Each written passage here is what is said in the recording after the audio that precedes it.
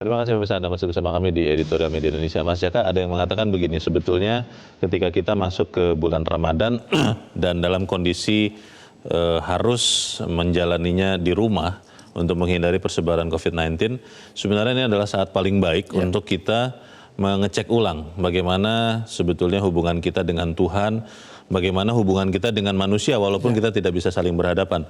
Tapi kalau untuk orang yang hanya melihat dari sisi negatif mengatakan, wah ini malah bahaya nih, saya malah makin tidak bisa beribadah karena tidak ada yang saling mengawasi lagi. Bagaimana Mas? Ya saya pikir itu tergantung individu masing-masing. Orangnya ya. Ibadah itu kan hubungan kita dengan Tuhan. Artinya yang mempertanggungjawabkan juga masing-masing individu. Kalau itu dijadikan alasan harus sholat di rumah sehingga mereka malah tidak bisa beribadah, ya saya pikir sebuah pandangan yang keliru. Justru saatnya ketika kita mendapat cobaan seperti ini, ya tingkat keimanan kita harus kita tingkatkan. Artinya kita juga mesti kusuk lagi, mesti lebih kusuk lagi, mesti khidmat lagi untuk beribadah di rumah bersama keluarga. Kalau beberapa ulama itu menyebutkan inilah saatnya kita betul-betul menjadikan rumahku surgaku. Artinya surga bagi keluarga kita masing-masing, baik itu untuk beribadah kepada Tuhan, juga untuk merekatkan hubungan kekerabatan antar keluarga. Ini saya pikir sebuah momentum yang bagus di sisi lain, meskipun kita juga agak berbeda suasananya, meskipun saya sendiri awal-awal ini juga agak ada suasana yang berbeda. Tetapi saya pikir ini sebuah kewajiban kita sebagai umat Tuhan, juga kewajiban kita sebagai warga negara untuk betul-betul kita tidak melalaikan tugas kita kepada Tuhan, juga tidak melalaikan tugas kita sebagai warga negara ketika negara kita sedang menghadapi persoalan yang begitu pelik. Masalahnya kan begini Mas Jaka, kita ini kan orang Indonesia ya, bangsa Indonesia ini kan terkenal guyup. Jangankan bicara hal-hal yang berkaitan dengan agama begitu ya. Di dalam hubungan sosial saja kita sangat akrab begitu untuk bertemu. Nah, ketika kemudian di dalam bulan Ramadan kita sholat taraweh berjamaah biasanya, bahkan sampai di kota-kota kalau saya melihat ini cara baru untuk mendekatkan diri dengan mengadakan buka bersama. Kita bukber di mana nih begitu kan? Nah, kalau sekarang kan untuk tahun ini saat ini itu tidak bisa diadakan. Bagaimana kemudian bisa tetap mempertahankan waktunya untuk memperbaiki hubungan antar manusia, antar orang di Indonesia ini dengan kondisi tidak bisa bertemu muka? Ya, saya pikir teknologi sudah maju ya. Artinya kita masih bisa menjaga hubungan silaturahmi dengan teman, dengan saudara, dengan kerabat, dengan orang lain melalui teknologi. Dan saya pikir juga semua orang paham bahwa situasinya memang tidak biasa. Situasinya memaksa kita harus betul-betul kita berada di rumah kalau tidak ada kepentingan yang begitu mendesak, dengan harapan wabah ini segera berakhir.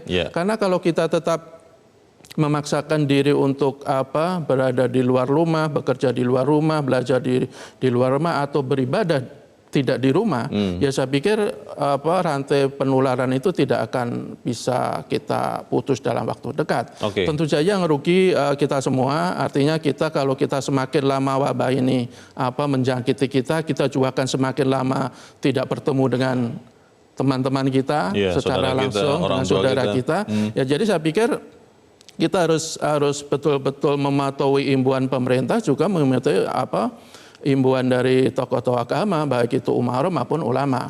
Kalau dari pemerintah jelas bahwa sudah saatnya, sudah beberapa waktu yang lalu kita belajar di rumah, bekerja di rumah, belajar beribadah di rumah. Begitu juga dengan Majelis Ulama Indonesia juga mengeluarkan fatwa nomor 14 2020 tentang tata cara ibadah selama Ramadan.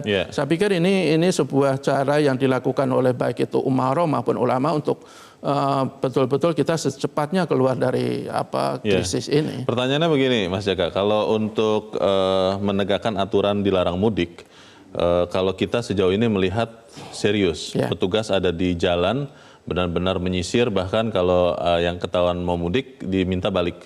Tapi ketika misalnya ada yang tetap melaksanakan ibadah Ramadan dengan berjamaah, dengan bersama-sama berkerumun di masjid atau di tempat lain, bagaimana petugas bisa mencegah hal itu? Karena ini kan hal-hal yang sensitif ya. Betul, betul. Loh, kalau nanti sampai dilarang begitu, menghalang-halangi beribadah, menghalang-halangi kebebasan menjalankan agama, kan jadi repot lagi. Bagaimana itu? Ya, saya pikir sebenarnya larangan beribadah di masjid atau di musola atau di gereja-gereja, itu kan termasuk salah satu pembatasan yang diatur dalam PSBB. Artinya sebenarnya itu dari sisi sanksi bisa dikenakan mereka yang melanggar. Tetapi karena ini persoalan ibadah, betul itu sangat sensitif, dan saya pikir ya negara atau pemerintah betul perlu melibatkan tokoh-tokoh agama.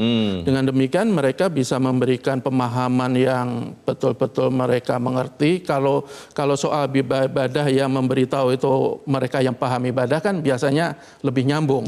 Dan itu harus segera terus-menerus dilakukan.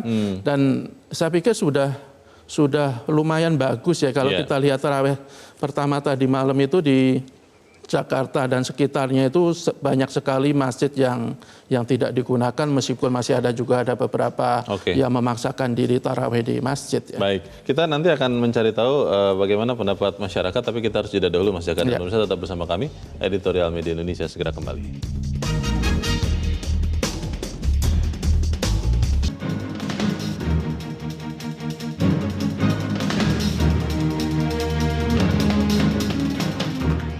Terima kasih pemirsa, Anda masih bersama kami. Kita di bagian akhir dari diskusi kita pagi ini. Kita akan mencari tahu Mas Jaka bagaimana pemirsa Metro TV melihat merayakan ataupun menjalankan ibadah Ramadan di rumah. Kita sudah terhubung dengan pemirsa Metro TV di Surakarta, Jawa Tengah. Ada Pak Bambang Saptono. Pak Bambang, selamat pagi Pak. Ya, selamat pagi Metro TV dan selamat pagi saudaraku bangsa Indonesia. Ya, bagaimana Pak Bambang Ramadan di rumah ini Pak? Baik. Kami pertama mengucapkan selamat menunaikan ibadah puasa Ramadan pada saudaraku umat Islam, mohon maaf lahir dan batin. Ramadan merupakan bulan suci yang penuh pahala, oleh karenanya umat Islam di seluruh dunia, termasuk di Indonesia, berlomba-lomba untuk meningkatkan ibadahnya dengan membaca Al-Quran, sholat wajib, sholat tarawih secara berjamaah atau bersama-sama di masjid.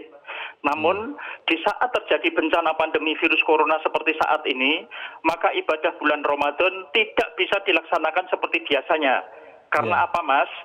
Berkelompok atau berjamaah itu sangat berpotensi di dalam penularan virus corona.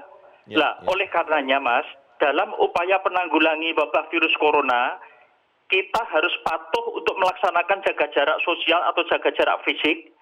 Karena apa Mas? Bahwa sholat wajib maupun sholat tarawih ini sangat rentan kaitannya dengan untuk penyebaran virus corona tersebut. Oleh karenanya kita sekali lagi menghimbau atau memohon agar umat Islam pada saat bulan Ramadan ini untuk menyelenggarakan sholat wajib maupun sholat tarawih dan juga baca Al-Quran dan buka puasa bersama untuk di rumah saja atau di rumah masing-masing.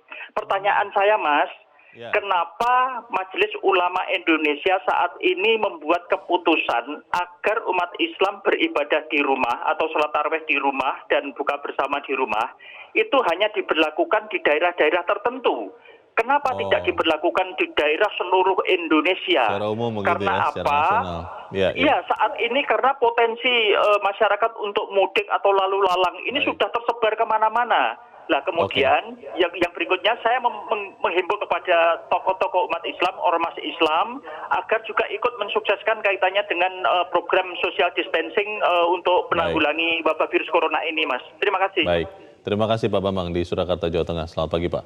Di belakang Pak Bambang ada Pak Tasrik Usman di Banjarmasin, Kalimantan Selatan. Pak Tasrik, selamat pagi. Selamat pagi Mas Leo, Mas Jaka. Assalamualaikum warahmatullahi wabarakatuh. Waalaikumsalam warahmatullahi wabarakatuh. Silakan Pak Tasrik.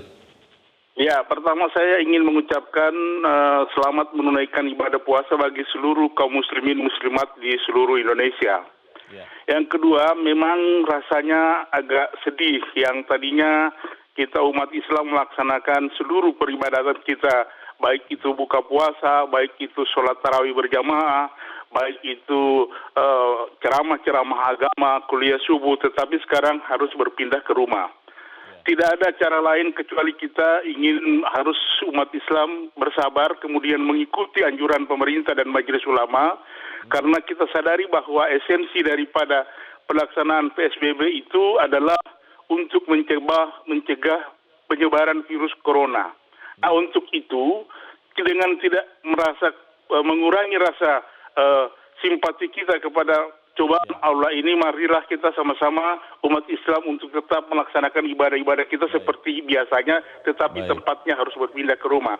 Yang kedua, saya berharap pelaksanaan PSBB ini kan ada tindakan-tindakan apabila ada masyarakat yang melanggar. Kita berharap aparat tetap melaksanakan dengan cara-cara yang humanis, kemudian yang tetap cara-cara yang penuh kebaikan dan kekeluargaan. Baik, terima kasih Pak Tasrik di Banjarmasin, Kalimantan Selatan. Selamat pagi. Di belakang Pak Tasrik ada Pak Ramadan di Jambi. Pak Ramadan, selamat pagi. Assalamualaikum warahmatullahi wabarakatuh. Waalaikumsalam warahmatullahi wabarakatuh. Pak Ramadan di rumah ya Pak? Betul Pak. Dan kita akan merayakan Ramadan atau beribadah Ramadan di rumah. Bagaimana nih Pak Ramadan? Betul Pak. Pemerintah itu tidak melarang beribadah Pak. Tapi ibadah kita itu, ibadah sholat, sunat, dan ibadah lain itu dipindahkan ke rumah. Ya. Bukan larangan beribadah, silahkan beribadah, tapi jangan berkumpul. Maknanya itu yang paling penting. Menghindari keburukan itu Pak Leo, wajib hukumnya. Oke, baik. Jadi beribadah di rumah. Terima kasih Pak Ramadan di Jambi. Selamat pagi Pak.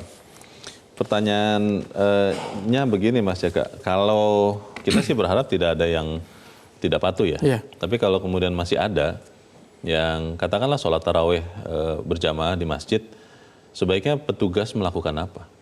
Ya persuasif ya, saya pikir kan ini terkait dengan ibadah. Sekali lagi juga harus melibatkan tokoh-tokoh agama. Cuman saya juga agak mempertanyakan sebenarnya di tokoh-tokoh agama juga masih berbeda pendapat. Bahkan di kalangan MUI juga berbeda pendapat. Kalau MUI pusat misalnya dengan fatwa nomor 14 2020 itu kan disebutkan kalau daerah kuning dan zona kuning dan merah itu kan tidak boleh menyelenggarakan sholat berjamaah di masjid. Intinya kan seperti itu. Kecuali kalau zona hijau.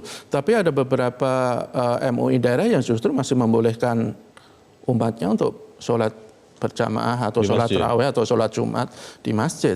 Saya pikir di kalangan ulama, tokoh-tokoh agama semestinya juga satu pandangan ya, bahwa ini negara ini betul-betul sedang mengalami ujian yang sangat berat, sedang menghadapi bahaya yang luar biasa memprihatinkan, dan kalau di ajaran agama itu kan kita tidak boleh mendekati bahaya.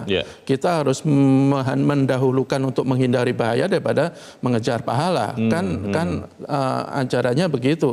Jadi alangkah baiknya semua tokoh-tokoh agama di seluruh daerah itu satu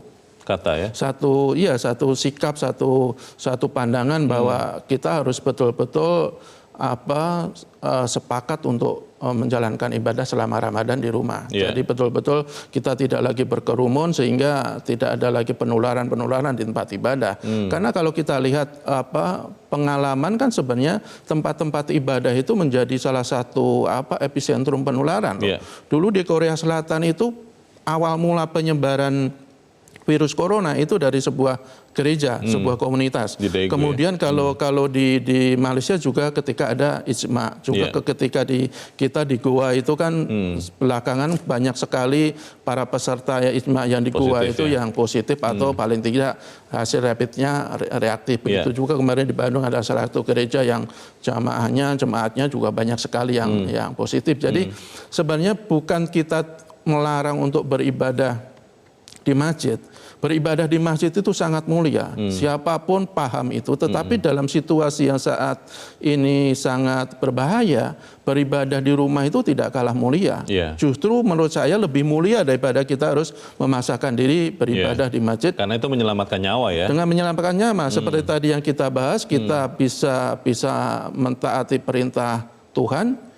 Hubungannya kita dengan ilahiyah, juga kita bisa melindungi diri dan masyarakat, hubungannya dengan insania. Jadi artinya ya sudah saatnya kita patuh kepada pemerintah, juga kita taat kepada imbauan ulama untuk betul-betul kita beribadah di rumah. Ketaatan kita tidak berkurang, kekhusyuan kita juga tidak ada berkurang, dan mudah-mudahan selama bulan Ramadan itu kita ibadah kita lancar dan selalu mendapat Ya. berkah dari Tuhan Yang Maha Kuasa. Semoga itu yang bisa dilaksanakan bersama-sama. Selamat berpuasa, Mas Jaka. Ya, sama-sama, terima kasih sudah ada di sini. Pemirsa, sebagai bangsa dengan penduduk muslim terbesar di dunia, Indonesia sepatutnya menjadi teladan bagaimana menjalani Ramadan di tengah pandemi COVID-19. Tanpa kemeriahan, Ramadan kali ini tidak akan kehilangan nilai spiritualitasnya. Justru sebaliknya, itu akan memberikan lebih banyak waktu untuk refleksi dan kesempatan lebih dekat dengan Sang Khalik. Marilah menjaganya agar jangan sampai Ramadan kali ini dikenang menghadirkan malapetaka. Selamat berpuasa, selamat menjalankan ibadah Ramadan. Saya Leonard Samosir, terima kasih Anda sudah menyaksikan. Selamat pagi.